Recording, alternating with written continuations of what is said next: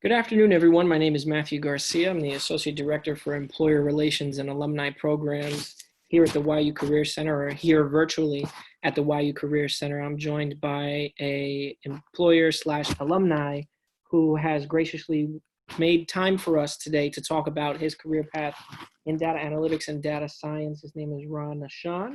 He's going to share with you a little bit of his time today and all of his insight and guidance that he possibly can. We're going to go through some questions first and have a bit of a dialogue. Then we're going to allow for the group who's joined us today to ask some questions themselves. If you do have questions while we're talking and anything kind of sparks your interest, please feel free to message the group with that particular question. I'm happy to follow through with that. And then we'll go through and open up to the floor thereafter, okay? But without further ado, Ron, if you would please tell us about yourself and how you may have discovered your passion and career while at YU. Sure. So, hi everybody. My name is Ron Nachshon, as Matt said. I graduated in 2012, so I've been out of YU now for about 8 years. Just very briefly, I moved to Israel 5 years ago. So I've been working and living in Israel and kind of built or started my career in data analytics and data science here. But to answer Matt's question, I majored in mathematics when I was at YU. I was a math major, and I think I minored in SciSims and in business management. When I was at YU, I don't remember there being a data analytics club or interest or group. So that seems to be something that started since I was there, which is, I think, exciting to see. But while I was at YU, I was debating what kind of major to pursue. I had taken an interest in math in high school. Specifically applied mathematics is what interests me more than the theory. And so when I was at YU, there was an option to do a major in applied mathematics specifically. So obviously you have the core courses that you have to take, some of which are more theoretical and some are more applied. And then there was an option for the electives to go down a more applied route. And so that was something that while I was at YU trying to figure out what interested me and what kind of career I wanted to build, I didn't exactly know yet what I was truly interested in from a career perspective.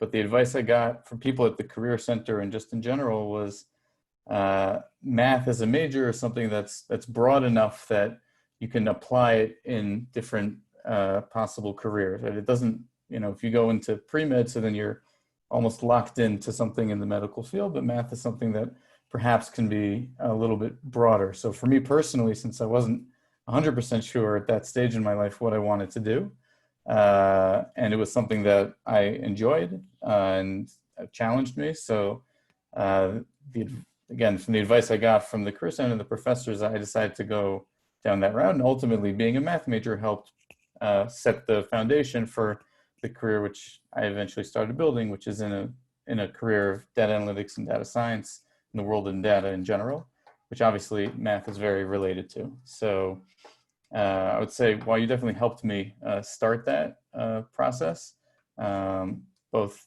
from having that degree, but also from the advice that I got while I was a student. Thanks very much, Ron. So to kind of follow through with where you had spoken about having experience in data analytics and data science, as a professional, what do you feel is most important for our audience to know about both of those verticals, if you will, in order to choose a career path, if they'd like to specialize or if they'd like to find certain experiences and internships? Sure, great question. So the first thing I'd say is when I was a student at YU, I had never heard of data science. I don't think it was a term that was too popular back then. It's something that has become very hot in the tech world. And the definition of it, it depends on who you ask, and there's a lot of different opinions, and it's always changing and dynamic, which is exciting if you're in that field. What I would say is, from my experience, data analytics as a field is generally more business facing, in the sense that there's more strategy, there's more work with other functions and other teams and trying to define what success metrics a business is supposed to try to achieve. There's a term KPI, or a key performance indicator, working with other teams to understand how you chart out success and building roadmaps with them to achieve those goals, and then using analysis, primarily tools like SQL, which is a programming language, and then BI tools like Tableau or Looker. I'm sure this is all foreign to you, but basically to work with these other teams and to use data analysis to glean insights to help move the company in the right direction and to help people think in a strategic way.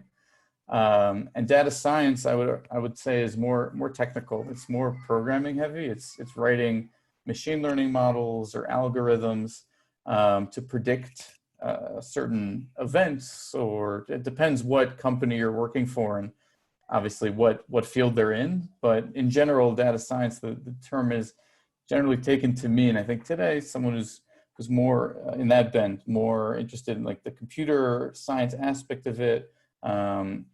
There's a lot of overlap between the two. I, in particular, I've gone in both worlds, and I think everyone kind of has in that industry has like certain aspects of one or the other that they find more interesting.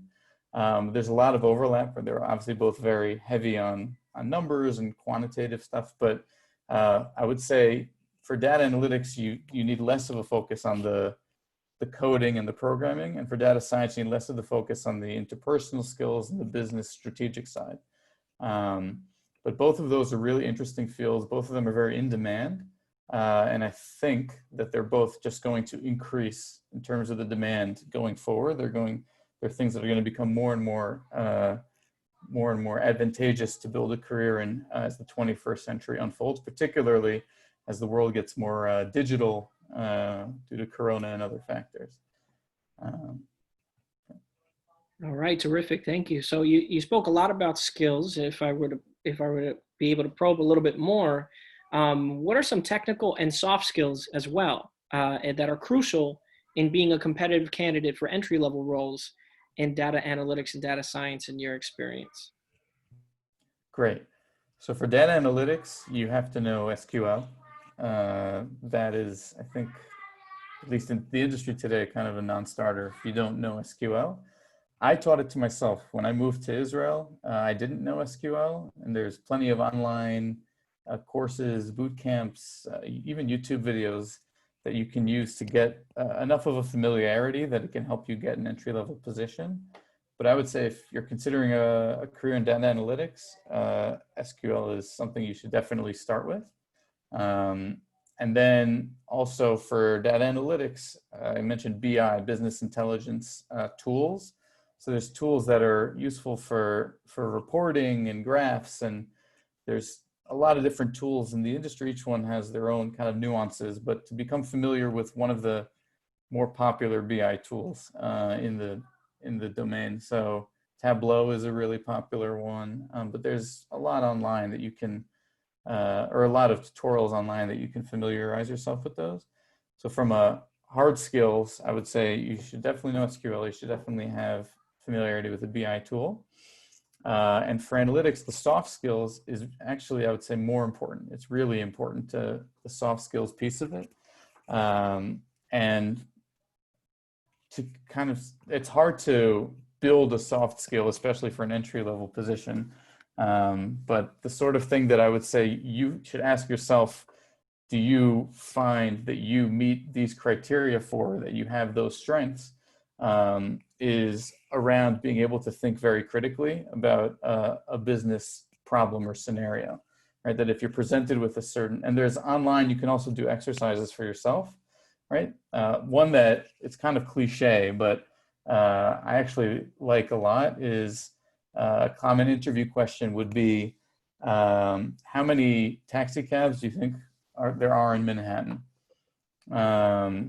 So, you know, an interviewer is asking that question, probably doesn't know the right answer, certainly doesn't care what the right answer is, but he wants to see how you think about that question and then break down, like very logically, step by step, how you would get towards a solution or an estimate that you think is reasonable, right? So you kind of break it down by location and you say, okay, Central Park, there's no taxi cabs there, or there's much less and it takes up about this much space of whatever. It doesn't, just kind of as an example, to think like how you would think critically, break down, a problem that's presented to you.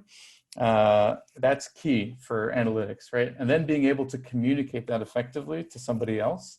So if you're working with people who are have other strengths or in other departments who aren't necessarily as analytically minded or as interested in those types of things, they could be in design or in marketing. How do you then explain the things that you want to explain to them in a way that they can understand, right? So it's very different to be able to speak to people who are interested in analytics and data science versus people who are in a totally different field. You'd want to talk in a different language in a different way to try to get them to understand the point that's coming across. So those communication skills are key for analytics. So if that's something that, this is something that I, in YU as a 20-year-old, would have had no idea of if I was good at that or not, or if that was something that interested me or not. But maybe just kind of to play with that in your head is something that would be part of a career in data analytics. And then for data science, I would say from a hard skills perspective, you should learn Python. Python's probably the most popular programming language now. There's a lot of other options, but Python is the most popular one. And in particular, Python has several, it's called like packages or libraries. Within the programming language, there's like sub packages that specialize for the world of analytics and data science.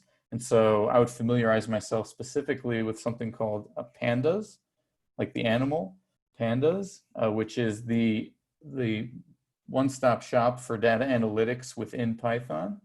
And then something called scikit-learn. It's like SCIKIT and then learn, which is the main package in Python for machine learning. So I would familiarize myself with, I guess, programming in general, and then specifically pandas and scikit-learn. If you want to embark on a career in data science, those are going to be key. There's other programming languages as well. There's something called R, just the letter R, which is more statistics oriented. And I think that's still something that if you know that and you don't know Python, that's fine. But Python is more popular and gaining steam. So I would definitely gain familiarity with Python as a hard skill. And I think in data science, soft skills are less important, to be honest. But being able to focus on a task uninterrupted for a long period of time is really important. You need to be able to block out distractions and be very problem-solving oriented and have like a task and be able to complete it. And then I would say even better is to be able to understand where the gaps are and think critically and outside of the box in order to like know how to problem solve within the larger task that you have. Because it's not as though someone's going to come to you with like, okay, do X, Y, Z, especially in data science, which is usually pretty specialized, and not a lot of other people at your company are going to have the expertise necessary to help point you in the right direction. So that's something that you need to be able to do for yourself, and both in terms of knowing the intricacies of the machine learning, but also then like, what are the business problems that I'm trying to solve? And then like, how do I incorporate them into, whatever model that I'm trying to build so that it addresses the needs that are there. So just to quickly recap, data analytics, SQL, and a business intelligence tool such as Tableau are the hard skills. The soft skills are communication skills and being able to think critically about business problems. And for data science, I would strongly recommend Python, and pandas and scikit-learn are the packages within there. R is also an option. And then being able to enjoy coding, to be passionate about it, and to be able to sit and focus on a project from beginning to end that could take a long time. Terrific. Thank you for that wealth of knowledge. I hope it was very helpful for those in the room. I'm kind of shifting gears a little bit as we consider how all of these kind of skills, when you cultivate them, can prepare you for the job market. You currently navigate the job market technically in Israel, right? So in general, with the current pandemic aside, so very generally speaking, How does the job market differ from a professional lens in data analytics and data science between the US and between Israel? That's a great question. Uh, Israel, I would say, has a very strong, it's like called tech industry, high tech is kind of how it's referred to. That there's like within the larger Israeli economy, there's a very strong, the startup nation, there's a very strong like tech sector with a lot of startups and companies that are very cutting edge from a technological perspective. And so I think there's actually in Israel, there's a lot of opportunity to join those types of companies, and data analytics and science are a key part of many of those companies. So in that respect, I would say that Israel is a little bit more focused on that and less on the maybe it's different than when I was at YU, but when I was at YU, there was kind of more traditional quote unquote careers were more in demand, right? A lot of people would say, okay, I want to go into finance or into, investing or into the medical field or into being or lawyer, and then go to grad school. And those are kind of a lot of the popular routes for the US. Those are less, I think, in Israel, at least, less the route that specifically people who move from America take. And there's more of an opportunity and demand in the tech side, which data analytics and science is a part of. So the honest truth is I never worked in data analytics and science in the States, so I don't really know what it's like. And it was also a long time ago from the timeline of this industry. But if I had to say, I would think that in Israel, there's a really strong opportunity for it. And in New York, I don't know. I assume there's just a lot of jobs in New York in general. But it's the type of career that if you think of, Silicon Valley or like these tech companies, like that's the type of company that this career now would be like geared towards. It's like working for those kinds of companies, and like companies that are into like disrupting the industry and all that. There's a lot of buzzwords that get thrown around, but it's definitely a new type of career path for the 21st century, I would say. I now work for like an insurance company, but it's like an insure tech company.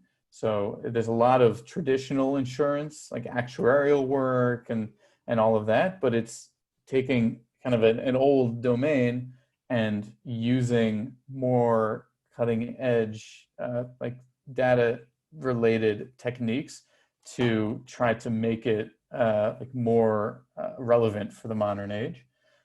So there's also, I think, a lot of that in Israel and potentially in New York as well. But I don't know if I gave such a clear answer, but definitely there's opportunity in Israel, and I assume there's opportunity in New York. As a general rule, data science and data analytics are very in demand careers. Excellent. Thank you for sharing. I appreciate you telling a little bit more about the market in Israel. Definitely very helpful. Switching gears again a little bit and talking about internships specifically, what kinds of internship experiences should students be seeking? And if remote or virtual, how might students still benefit from the experience? Yeah, that's a great question. I don't know with all the Corona stuff what the correct answer is for sure. I'll say something which I think could be disheartening but also encouraging, and that is the first job is by far the hardest. Getting your foot in the door is very difficult. Once you have, everyone wants experience, especially in this type of field, right? Because it's less about what degree you have or what online course you took, and more about like, did you actually do something for a company and delivered results, and can you talk about that? So the hardest thing is to get something when you haven't had the chance yet, because everybody wants that. And I'm sure Matt can talk to that. I don't know. I assume that's a larger thing that you need to get your foot in the door, and it's a catch-22. So in terms of an internship, I personally had an internship in something else entirely. When I was at YU, I had an internship in between my junior and senior year in a role that was more financial. It was the company had an internship program, and I applied to it and I got accepted, and then it turned into a full-time job after college. But myself, I knew I wanted to move to Israel a few years after college. That was my personal kind of journey. So I wasn't as concerned at that stage in my life with having my first job be something that would be a springboard for a career, because I kind of anticipated having to reinvent myself when I moved to Israel anyway. But I think in general, the types of internships that you would want to look for if you're interested in data analytics and science is an internship in one of these types of startup companies. In other words, not a large corporation that has lots and lots of employees, but probably, a company that is, younger, has, has the demand for those sorts of things. And they're interested in using data analytics. It's hard to really gauge this, but they're interested in using data as part of their product or part of their company. In other words, it's not just that they have some product and then data is like one of the departments, but that it's fundamental and core to what they're trying to do. That they're trying to come up with a way to automate certain processes, something along those lines. Those are going to be the companies that are really interested in using data, where you can gain a lot of knowledge very quickly and learn from other peers and really have mentors that'll be able to teach you and give you a sense of what the industry looks like. The problem is those companies aren't necessarily doing internships because they're small and don't have a budget for it. So I guess my short answer would be any internship, especially in this climate, is going to be a good thing. Especially one that is, in that direction of numbers and finance. I think that's also really good. But if you have the opportunity to get something in a company that is more along those kind of disruptive startup-y type of companies, then I think that's a really great opportunity and something that you should try to go for. But don't be disheartened if it's a hard process, like especially the first job in an internship. It's not necessarily clear that you'll find something, but it's perseverance, and something will come along, and eventually you'll find the right path for yourself. But it might be hard. Gotcha. I appreciate your honesty very much. We got a question from the group, and they are asking, if one is looking to move to Israel after college, is there anything they should be focused on while still in school in the US? Great. So if you're interested in this career, I don't know what majors YU has now, but anything that teaches you applied skills in the types of hard skills that we discussed, I would recommend. So if you have a course in, I don't know what's offered, but a course in SQL, a course in Python, a course in, or something in data analytics or business critical thinking, or even management for the analytics side, take those courses, and also whatever free time you have, teach yourself. There's a website called Coursera, which is like the word course and then ra.org. They have a ton of really useful kind of online courses as well, which you can supplement if you want on your own time. But I assume that there's a lot of really good courses that YU offers as well. So definitely, in my personal recommendation is in the applied direction, because in this field, like, people want to know that you can do stuff, and then the soft skills are things that are harder to learn anyways in a college classroom. So SQL, Python, and then anything related to kind of like business strategy, I would take those kinds of courses. And then kind of self-learn on the side when possible. Awesome, Ron, thank you. So moving on with questions specifically now focusing on education. So you're currently pursuing a master's degree in data science and statistics specifically. So can you tell us a little bit about what went into the decision to pursue further study? Sure. The honest truth is that I enjoy learning in a classroom setting. I've been out of college now for almost 10 years, and you learn so much when you're in the workplace, in the workforce, but it's a different kind of learning than what you have the privilege to have in, you know, in a classroom setting and in college with professors. And I wanted to go back and learn things that I felt would be helpful to give me like a grounding on the more theoretical side, also for things that was coming up at work, but I didn't necessarily have like the background for it, and I just had to kind of jump in and go from there. But more so because I wanted to learn and get a master's. I would say as a larger point, I think a master's is less, I shouldn't say important, but less critical in the Israel tech sector than it would be elsewhere. What I mean by that is that like having a college degree and then having experience and working in companies for the next, let's say, 5 to 10 years of your life is going to be a lot more important than like having a master's degree and having less experience. That's just the Israeli culture. I think it's less important in Israel. But that's what motivated me, was that love for learning. I have found it incredibly difficult to juggle a full-time job with a master's degree, especially one that says it's very difficult. It's difficult, like a master's in data science and statistics.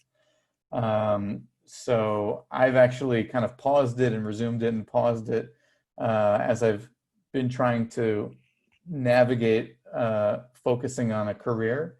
In other words, having like a full mind dedication for a job makes it difficult to then also have homework and courses and tests to study for, not to mention having a family as well, of course. So the flip side of that is, if a master's is interesting to you and you do want to pursue that, I would recommend, from learning from the hard way, doing it before you really get too entrenched in a career, because it'll be much harder to juggle that balance of working, at least if you want to work full-time, along with pursuing a master's. It'll be a lot. It's doable. People do it for sure. But it is a workload. So again, that's it. All right. Thank you for your honesty, and I appreciate you sharing a bit of your story. I just want to remind the group again, if you have any follow-up questions you'd like to ask, please put them in the chat. Next question is specifically about connections. So what role, or roles really, did networking and mentorship play in your career? I just got one question, so I'm going to get to the student's question after. But networking and mentorship, did they have a role? What role did they have? Every job that I've gotten has been through talking to a friend or a friend of a friend, and mentioning that I am interested in something or something else.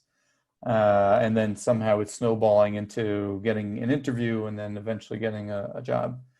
Networking is extremely important, especially in this field. And being well connected definitely helps. Again, you never know where the job will come from. Like in my experience, it's kind of been random sometimes, but you know, being proactive, reaching out. LinkedIn is a great resource. I'm sure the Career Center has lots of connections if you're interested in using them. But talking to people who are friends or former colleagues or former students, and just you never know how things. It's a big part of it. Also, is right place, right time in the tech world. Like, I think this is just my personal opinion, but you know, like a large corporation with lots and lots of employees, so there will be job openings, and things will be a lot more static in general. But in these like in the startup world, like things change and are dynamic. Like when I moved to Israel, all the jobs that I've had were that I've been able to get in companies were the types of jobs that like didn't exist 6 months earlier and didn't exist 6 months later, just because of the scale that the company was growing at and the particular stage that they were in and the particular need that the company had. So it's important to keep in mind, to be like aware that there's a lot of, I guess, for lack of a better term, luck or just good timing in getting the right thing. But very, very important is to network and to talk to people who just may have heard of something or can connect you with somebody. And that's really important. And just to keep your eye on the pulse, right? Like work on your resume, always be looking for job openings. There's tons of websites that have just kind of like, yeah, go apply. Those things can also work out for people. But I think in the tech world, most people get their jobs from referrals. In other words, someone who works at a company who referred a friend of theirs to that company. So networking is key, absolutely key. Terrific. Thank you. I have two questions from the group, which is excellent. So thank you for these. What recommended courses would there be on Coursera for an aspiring data scientist who has taken Python and SQL as well as data science courses at YU, but they're looking for a little bit more challenge, a little bit more depth beyond the fundamentals that they may get from classes? Great. So I didn't know that there were those courses at YU. So it's fantastic to know that YU is offering those. So that's great. Yeah, let me, I'm happy to send them to the group afterwards, the ones that I've taken, but let me just look up quickly the ones that I've taken and see which ones I can recommend. Great. Okay. So yeah. So you can see on my LinkedIn page the ones that I've taken as well, but I can send here in the chat the ones that I would recommend. This one is a really good one that I liked. It's called Applied Plotting, Charting, and Data Representation in Python. That's a good one for data analytics that I really liked. Here, I'll just send the link in the group. 1 second. Sorry.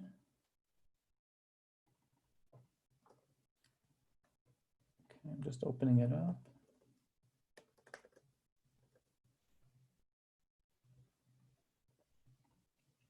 Okay, great. So this is for like data analytics, a higher level one. So it uses Python, which, as I said before, I don't think is necessary for entry level data analytics, but it teaches you about data analytics in using Python. And it has, I think, it's a course that I enjoyed. Like it teaches you the kind of the hard skills and the soft skills of like how to think critically, and then how to use Python to do that. So I sent the link for that, and I think it's part of a larger. Like in Coursera, you'll have a course, but it's part of like a syllabus. So you can kind of have like course 1, course 2, course 3, course 4, course 5. So you can also check out within this course is within a larger group of classes that you can take around data analytics. And then for data science, there's a website called Kaggle, Kaggle, which is kind of the place where there's the place for data science on the internet. And so I took a course, excuse me.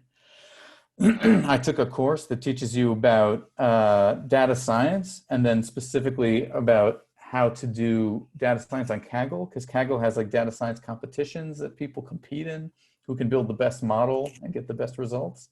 So that course was geared towards Kaggle, but it taught a lot of fundamentals about data science. So that was also a good course. So let me also open that one up and send it in the group. That's a course that I would recommend to do for data science. Okay. And then data science is this one. So I sent them both in the chat. So data analytics Coursera course and data science Coursera course.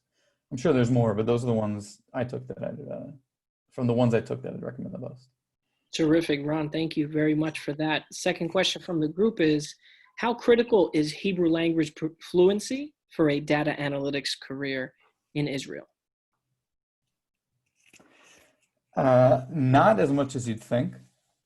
I would say you have to be able to talk and communicate, but the tech industry in Israel is actually, first of all, English is a huge asset because the tech world in general is more global and more emails and chats. It's all English is an asset. So it's actually something worth emphasizing. If you're interviewing, your first language is English. Israelis will actually like that. And from what I've found, for a lot of these tech companies, all the work is in English. Like all the emails are in English, like the official business communications, a lot of them are in English. It depends on the company, but English is actually quite widespread in the tech industry in Israel. Where Hebrew is more necessary is for more of being able to communicate with your colleagues and your peers, and it's helpful, obviously. I mean, you'll maybe find companies where English is less necessary, but having Hebrew is important.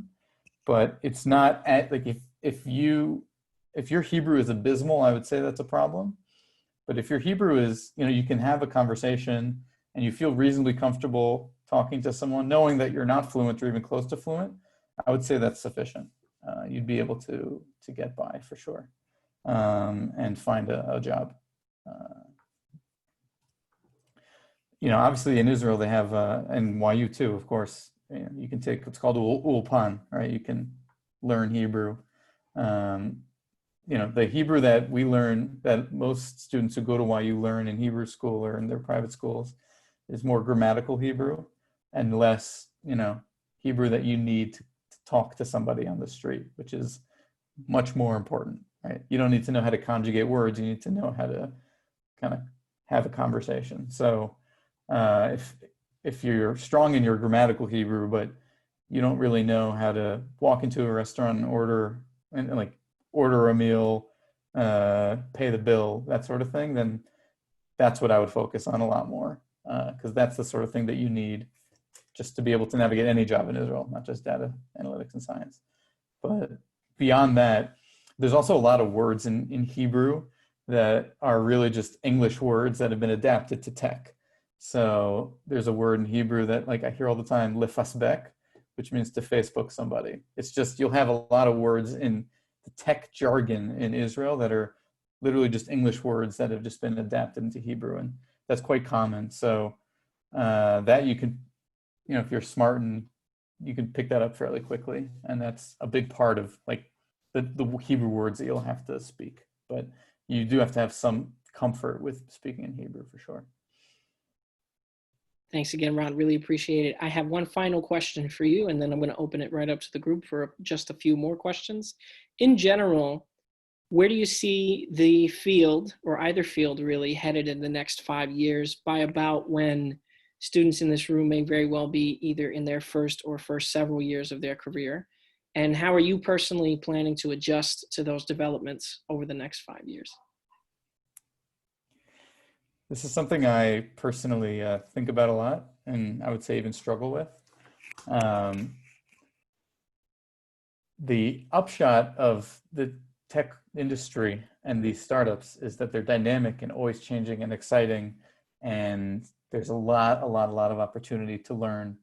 But the main downside of that is that it's very difficult to predict what will be 10 years from now. Like I said, data science wasn't even a term in 2010 when I was in YU, or at least not one I was familiar with. Now it's all the rage. So in 2030, it's hard to know what will be in demand in this industry. And there's an uncertainty there that's difficult to project. I personally have come to kind of a conclusion that the hard skills will change, and rapidly, right? Like Python in 2030 probably won't be the dominant language that you'll need to know. And so having a career in this industry, I'll have to learn a new language or adapt to a new kind of something that's a bit different, in a different way of going about doing that kind of the hard skills aspect of the work. But what will always be in demand is the soft skill side of, not a lot of people have both what I call like IQ and EQ, where IQ is kind of, the intelligence and the natural ability to work with, or who are good with numbers and enjoy numbers and passionate with dealing with data and gleaning insights from the data. But then the EQ is like the emotional intelligence of being able to connect that to talking to other people, but also the business needs. And that's something that it's harder to find than you would think. And so I think you know, regardless of what happens on this is just my own personal opinion, you know, definitely take it with a grain of salt, but regardless of where the industry develops in the next 10 years and how popular AI will be, or if everything gets replaced by robots, you know, who knows, but certainly being able to have an expertise and a knowledge of that field of data and analytics and data science and machine learning and you know, relational databases, all of that, being able to have the knowledge of that, but then know how to apply it to real world scenarios in an effective way, like that's something that's always going to be like something that can set you apart, and communicating that effectively. So I see the industry just growing and being more and more in demand for the next 5-10 years plus. There's going to be more companies that are interested in the digital space. There's going to be more companies that want to tap into the data aspect of things because it's successful and it's proven itself to be something that can actually add value for companies. So I think it's just going to grow. I wouldn't be nervous about this being a fad of, okay, data science like peaks and then it goes away. I think it'll stay. But what it will look like in terms of what skills will you need and how will companies use it, that I think will definitely change, just because our world is so fast paced, right? Like when I was a kid, the internet didn't exist. Like things are, and now the internet is the key to all. In other words, it's hard to predict what it'll be even 5 years now, but certainly 10, 20 years from now. But this field will be something that is in demand for sure. What it will look like, I can't tell you, and I don't think anyone else can either. But it's something. So I think the last part of your question, Matt, was what are my personal plans of how to kind of adapt for that. So I personally, I was in data analytics for around 4 years or so, and I've moved into data science in the last year. So kind of in my own head, I've done that transition, and now for the next few years, I'm very comfortable just learning data science. It's a in-demand field. It's really interesting. It pays well. So just being humble in the sense of there's so much to learn and it's such a fascinating field, and just spending the next few years trying to kind of gain an expertise in that. And then after that, I don't know yet really, but I'd like to think at that point I'll have built up enough kind of experience to maybe move up into something that's more high level and abstract, of like data from from a strategic perspective, as opposed to analytics or data science or data engineering, which is like another. Those are the three big data phrases, like areas today: data analytics, data science, and data engineering. And so then there's kind of beyond that or above that, which is data as a whole, and looking at it as kind of an organic thing, which I would also encourage. There's some people who really like one or the other. For me, it's not. It's more fluid than that. Like I think that there's a lot of overlap, and so you shouldn't feel like if you make a decision now in your first job out of college, okay, I'm doing data analytics, even though parts of data science interest me, or the opposite, that you've pigeonholed yourself into a particular career. There's a lot of fluidity in that regard, and particularly in these types of companies where even if you have the title of data analyst, you'll be doing data science. Even if you have the title of data science, you'll be doing some data analytics, because they're small and everybody just has to do a lot of everything. So just be open-minded and about the fact that you want to learn and that things are going to change quickly.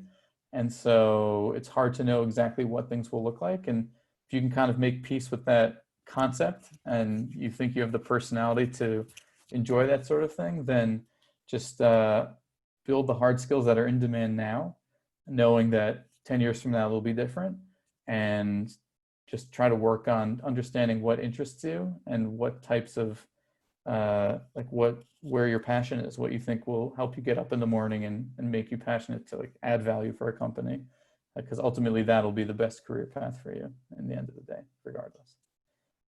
Awesome. Thank you. I have one final question from the group, and that's, what are your thoughts about the no-code movement, and how do you think it will affect the CS and tech industry in the near future? I don't know. It's a good question. I'm a fan of it. I'm less code inclined personally. I don't know if you've been able to tell, but it's something that is important to know. But wherever it can be avoided, whatever. It's not about my personal inclinations, but uh,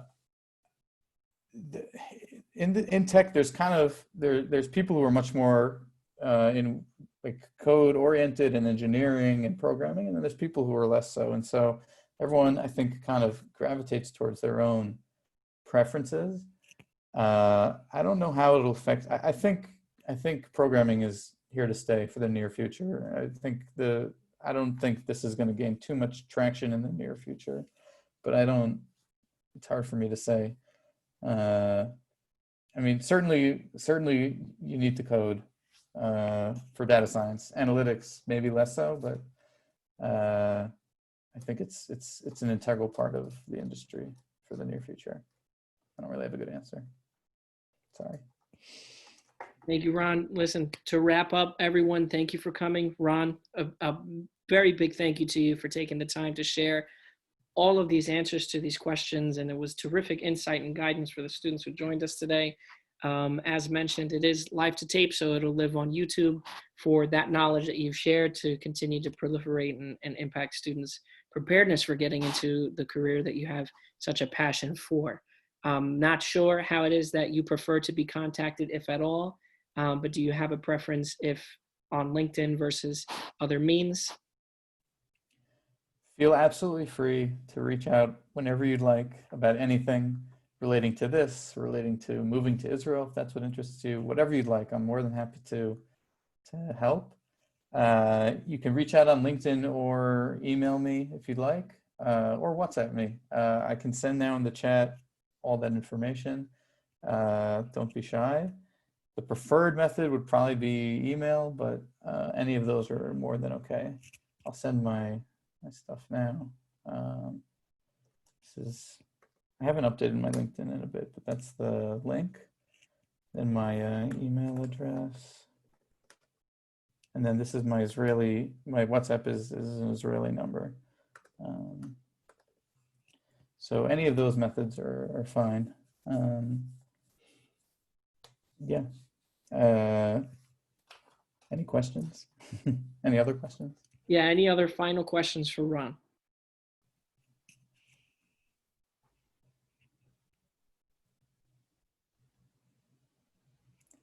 And if not final question, Ron, if you want to make a final note, go for it. Yeah, like just a closing statement. I think I touched on it before, but it's worth kind of repeating. Two things. One is it's okay not to necessarily have a clear sense of what you want. Some people at your age have a much clearer idea of what they want to do for the rest of their lives than others. And I think it's okay not to know exactly where you fit yet or what the industry looks like. It's fantastic that you're trying to gather that knowledge. But especially in this industry, things can change. So it's okay not to know. And the second thing I would emphasize again from what I said before is that I feel fairly fortunate and blessed to have kind of built a career.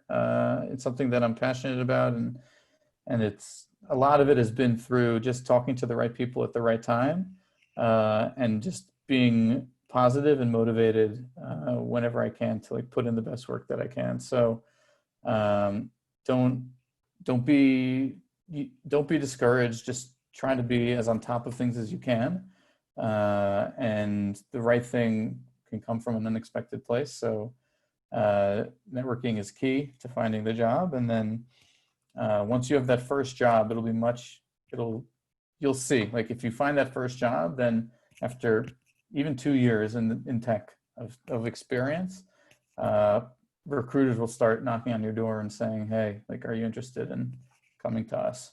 So I think it's a great career opportunity and a great career path for this time and age. If it's what you're interested in, then it can be really fulfilling. It pays well. It's kind of in demand, and it has in Israel and in the States. So it's something that I would recommend warmly. But things are dynamic, and it's hard to know how things will pan out. So just keep doing what you're doing, which is staying interested and talking to people and networking and gaining information. Terrific. An excellent note to wrap up our start off to the Meet a Professional series for the semester and the academic year. Ron, thank you again for making yourself available to all of us. Everyone, thank you again. Please consult with the Career Center if you need some support on how to conduct outreach to Ron or how it is that you can start to navigate developing your materials and developing yourself for your future opportunities in data analytics or data science. But take care, be well, and enjoy the rest of your week, everyone. Thank you, everybody. Have a Shana Tova. Thank you. Thank you. Thank you. Thank you.